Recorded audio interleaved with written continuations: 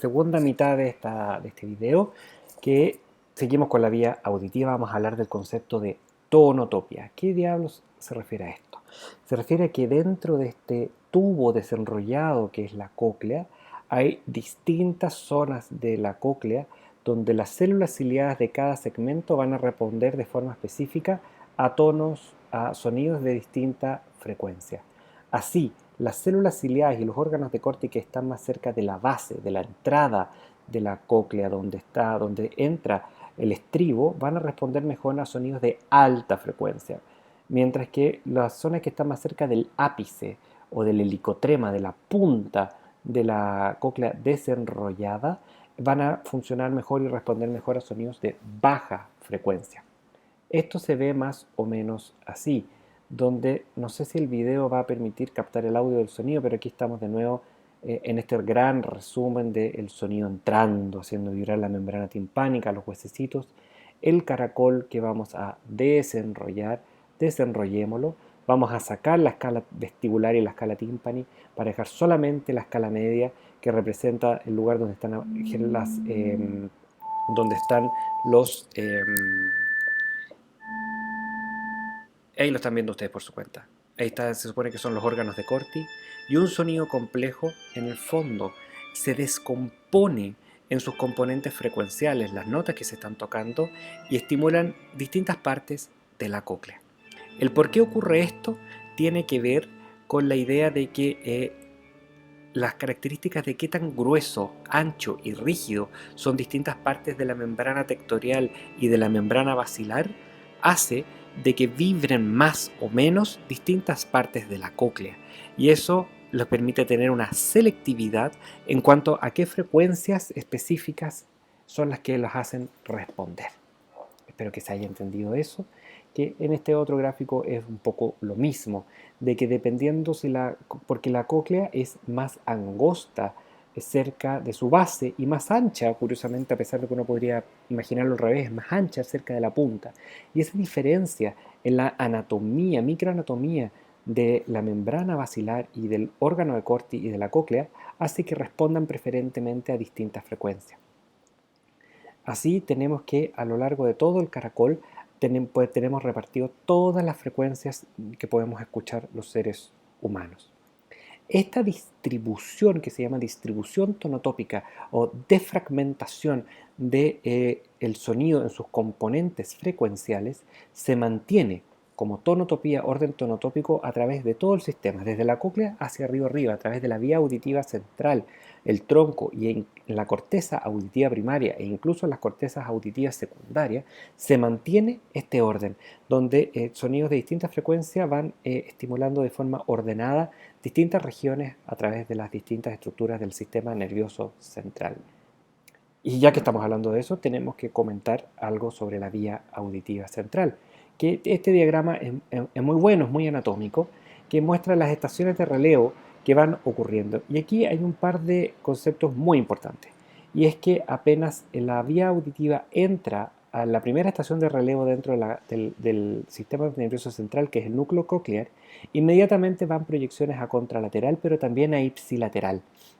Y esto tiene que ver que apenas la vía auditiva entra dentro del sistema nervioso central, se hace bilateral, cruzado y multicruzado, y se cruza de un lado para el otro varias veces, de tal forma que la vía auditiva central es siempre binaural.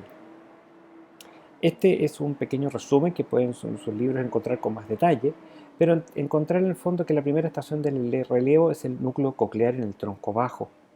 Hay una vía directa hacia el colículo inferior, pero hay también vías hacia núcleos intermedios, que son los complejos olivares superiores, que a su vez pueden disparar directamente al colículo inferior también, o pasar por estructuras intermedias en lo que se llama el lemnisco lateral, donde también pueden haber sinapsis. Desde el colículo inferior, el medio se cruza y se recruza hacia el tálamo auditivo, específicamente en el núcleo geniculado medial. Y desde el núcleo geniculado medial hay proyecciones radiadas hacia la corteza auditiva. Y en cada una de estas estaciones se mantiene la tonotopía. ¿Por qué? ¿Por qué hay tanto cruzamiento de un lado al otro? Y es porque ya como no solo la cóclea ya se procesa la información al defragmentarla en sus componentes frecuenciales, que ya nos ayuda a comprenderla y a ir decodificando el mensaje del sonido, sino que a través de en el tronco se va comparando la información que entra por un oído y por el otro, lo que nos ayuda, entre otras cosas, y esta es una de las que es más fácil de entender, a identificar la localización desde donde nos viene el sonido. Porque, por ejemplo, cuando yo tengo un sonido que es emitido desde acá, desde la izquierda de este paciente, desde este sujeto, desde esta cabeza, ocurre que el sonido llega al oído izquierdo unos milisegundos antes que al oído derecho, que tiene que recorrer más distancia para entrar por el oído derecho, y además aquí llega de forma más intensa. Ya este oído llega un poquito más suave, con un poco menos de intensidad, con un poco menos de amplitud, por la sombra acústica que genera la cabeza amortiguando el sonido.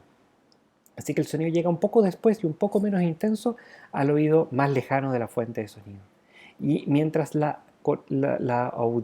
señal auditiva va subiendo por estas estructuras, la vía auditiva central va comparando un lado con el otro. Y a nivel del tronco se calculan estas diferencias de intensidad y de la demora entre sonidos de distintas frecuencias para calcular más o menos la localización si el sonido está en línea media, porque en línea media significaría que llegaría con la misma intensidad y con la misma demora a ambos oídos, o si está lateralizado en un lado y al otro.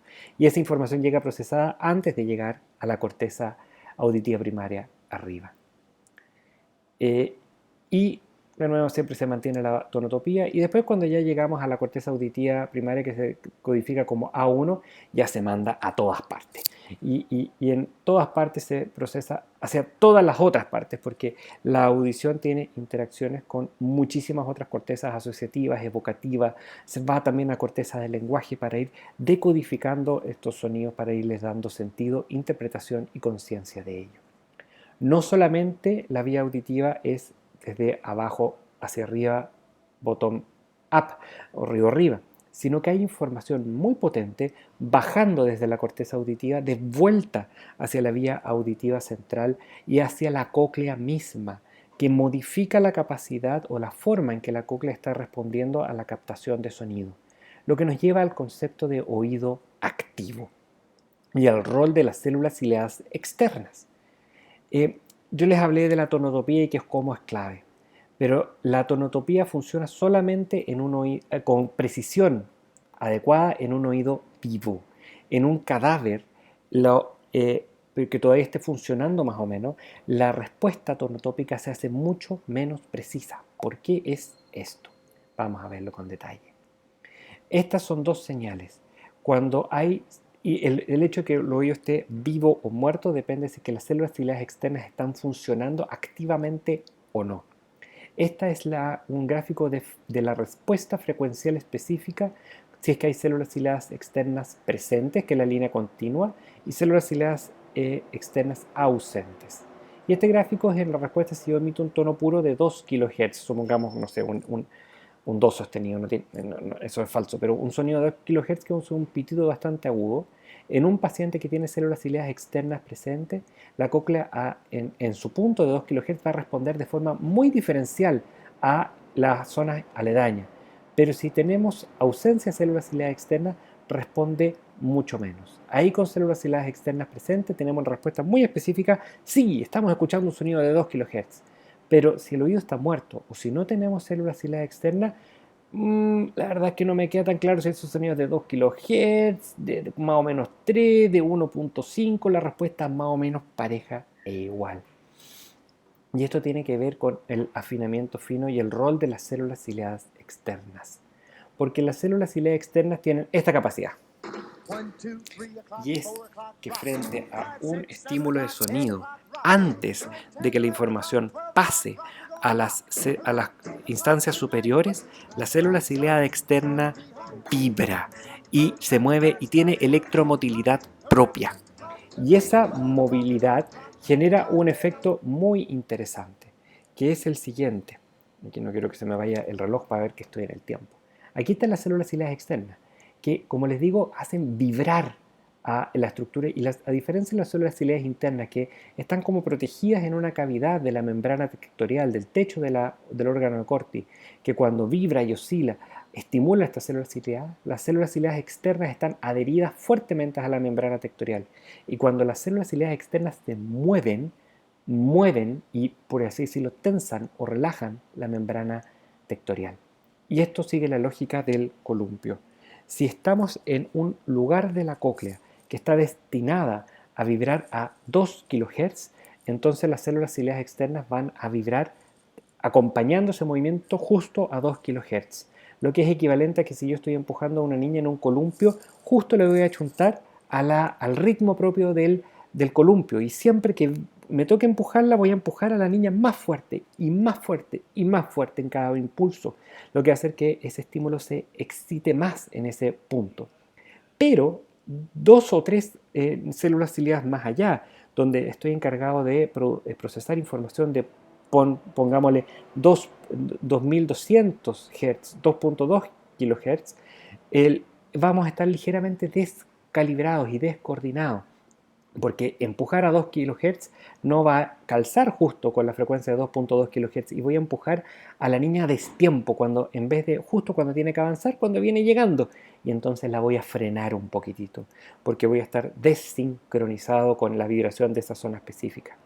De tal forma que las células ciliadas externas van a vibrar a los 2 kHz, y en el punto justo de la membrana tectorial del órgano de Corti de 2000 kHz voy a estar en sincronía y voy a hiperexcitar y voy a empujar bien a esa niñita, pero en los segmentos de los lados voy a estar descoordinado de tal forma que a veces le voy a empujar justo, pero la gran mayoría de las veces no voy a calzar a destiempo y voy a frenar a la niña en el columpio. Es un poco complejo, yo sé que es complejo, pero quédense con la idea que las células ciliadas externas hacen que zonas mucho más reducidas de la cóclea respondan mucho más específicamente a sonidos de una frecuencia determinada, inhibiendo que zonas que están justo a los lados respondan a esa misma frecuencia, mejorando la selectividad de una zona de la cóclea a frecuencias específicas y disminuyendo la de los otros, lo que permite entonces que la respuesta a una frecuencia específica sea mucho más alta en la zona que corresponde a la cóclea y más baja en zonas aledañas, mejorando la selectividad y la tonotopía